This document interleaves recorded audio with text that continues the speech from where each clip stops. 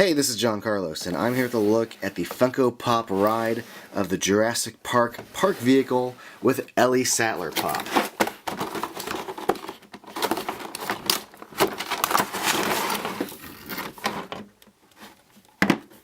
So, this pop ride was supposed to be part of the initial wave of Jurassic Park Pops, and then, all of a sudden, it wasn't, and pre-orders were being canceled at GameStop, and the community was kind of wondering what was happening to that Jeep Pop ride.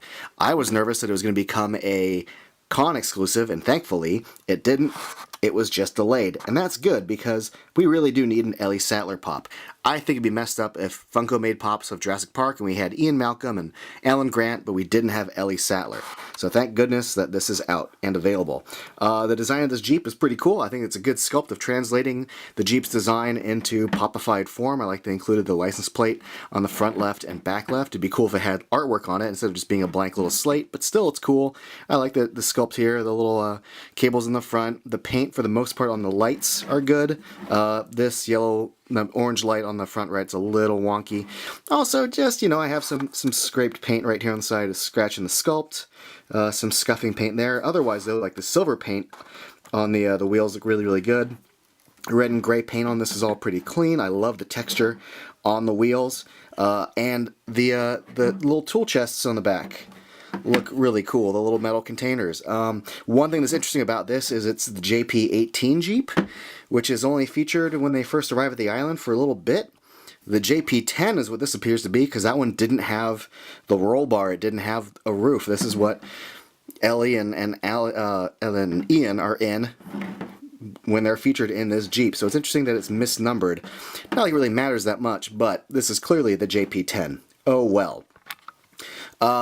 One fun thing about this is that it includes the Ellie Pop, and she's sculpted in like a little driving position.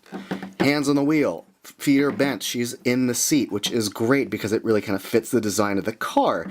Some of the earlier Pop rides just had like a standing Pop that just sort of plopped in there.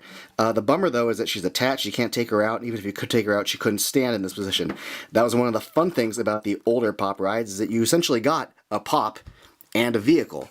This is just like kind of one merged thing. I do wish we had like an Ellie that we could pull out and enjoy her standing design and have her be with the other Pops. But the sculpt of her rolled up sleeves, the sculpt on her boots, the blue paint for her shirt, it's kind of hard to see, but her blue undershirt is there. Placement of her hands on the wheel are good. I like the sculpt of her hair, her ears sticking out, hair in the back, all really well done. Her head swivels, which is neat. It's a bummer that I have a little bit of red paint from the front here attached to her hair, and her hair does kind of bang on to the corner of this little metal box, so that's annoying. Other than that, though, pretty solid as far as the Pop of Ellie in there. I like the use of red, the windshield wipers look good, I like the use of little silver paint on the back of the mirrors. This is a rad looking Pop ride. As a fan of Jurassic Park, I'm glad this exists. I love it. Love having the Ellie Pop. This is great. This is rad. Thanks for watching, everybody. And if you want, you can follow me on Instagram and Facebook and all that stuff.